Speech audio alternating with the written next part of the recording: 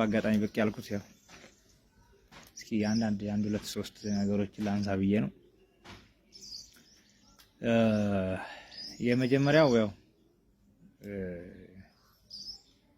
የፋኖ ትግል ምን ይመስላል የሚለውን ግልጽ ለማድረግ እና ብይታም የፈጠረብኝ ነገር ስላለ ያን ነገር እስኪ ማሳወቅ ስለፈለኩ ነው። እሱ ምንድነው ትግላችን በጣም አወዛጋቢ የሆነ ያለው ይሄን ትግል ህዝባችንን እናድንበታለን ብለን ሁላችንም ከተለያየ የሥራ መስክም ይሁን ከተለያየ አኗኗር ተሰባስበን እንግዲህ ትግሉን አይ ቲንክ 75% ያደረስነው ይመስለኛል። ይሄ 75% የደረሰ ትግል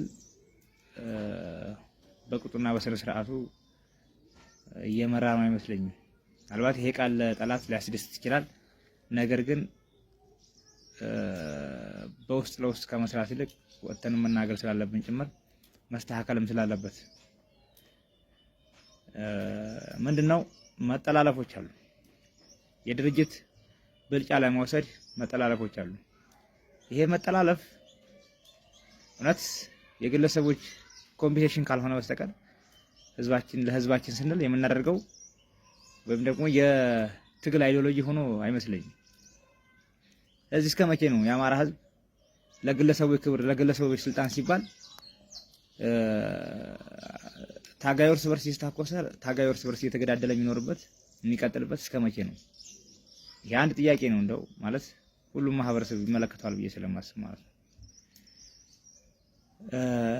በመጠላለፍስ ነው ወይ ነገስ ከነገ ወዲያስ የአማራ ህዝብ ጣፋንታ በዚህ ልክ? እሺ አሁን ይሄ የተጠላለፈው ኃይል አንዱ ያሸንፍ ነበልና እንግዲህ ስርዓቱን ማሸነፍ ይሁን መሪ ይሁን፣ ነገስ ሌላ ተረኛ የተበደለ አደረጃጀት ደግሞ ከኋላ ድርጅት ፈጥሮ አይመጣም ወይ? ይሄ አኮላሽተ ነው ደምስሰ ነው የምናልፈው ድርጅት ነገ ከነገ ወዲያ ሰርቫይቭ አድርጎ ከኋላችን አይወጋንም ወይ? ስለዚህ ለምንድን ነው ለአንድ አይነት አላማ ከሆነ እንደው ፐርሰናል ቤኔፊት ካልተቀላቀለ በዚህ ትግል ውስጥ ለአንድ አላማ ከሆነ ለምንድን ነው አንድ ሆነን መታገል ያቃተን የሚል ጥያቄ ስለፈጠረብኝ ጭምር ነው። ሌላው ከታዘብኳቸው ነገሮች አንዱና የመጀመሪያው ሰው ፍጹም አይደለም ሲታገል አውቆም ሳያውቅም ሊያጠፋ ይችላል። ያጠፋን ሰው መገምገምና ማስተካከል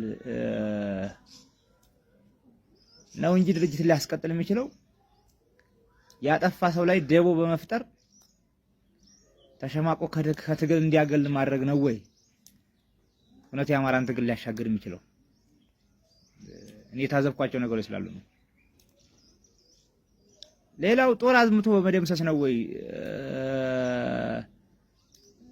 የፋኖ ትግል ነው ማለት የምንችለው? እርስ በርስ ያጠፋን ሰው በመረሸን ነው ወይ ትግል እናስቀጥል የምንችለው? ይሄ ለኔ አይገልጸኝም። አዎ ህዝብ የሚበትን ከሆነ ህዝብ የሚያፈርስ ከሆነ ያጠፋ ሰው መመታት አለበት። አዎ መመታት አለበት። ይሄ ድርጅት ያካሄድ ነው። ነገር ግን ውል በሌለው ነገር ሰዎች ላይ ደቦ እየተፈጠረ ሰዎችን በመረሸን ነው ወይ ትግል እናስቀጥል የምንችለው? ለኔ አይገልጸኝም። የሚገልጸው ካለም አላቅም። እንደ ትግል ግን መመካከር፣ መነጋገር፣ መግባባት፣ መዋደድ ከዛም አልፎ ህዝባችንን ማሰብ ብቸኛው አማራጭ ነው ብዬ አስባለሁ። እንደው ለተሞክሮ ያክል ነው። እኔን ስለሽን ለማሸማቀቅ ሸዋ አካባቢም አሁን ያለሁበት ክፍለ ጦር አካባቢም የተለያዩ የውሸት ዶኩመንተሪዎች በማዘጋጀት የተለያዩ ሙከራዎች ሲሞከሩ ቆይተዋል። እነዚህ ኬት መጡ ያው የምናውቀው ነገር ስለሆነ ማለት ነው።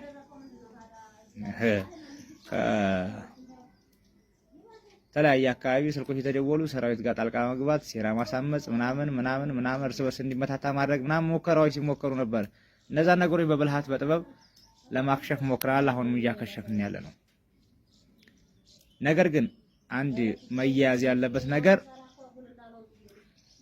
የደራን ትግል በጥቅም በማገዳደል ጠምዝዬ ሌላ መልክ አስይዛለሁ ብሎ የሚያስብ ሰው ካለ ለኔ የዚህ ክፍለ ዘመን ደንቆሮ ነው።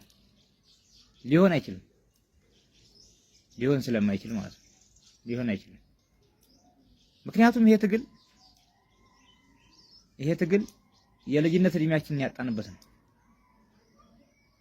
በስተትም ትግሉ ከእጃችን እንዲወጣ አንፈልግም።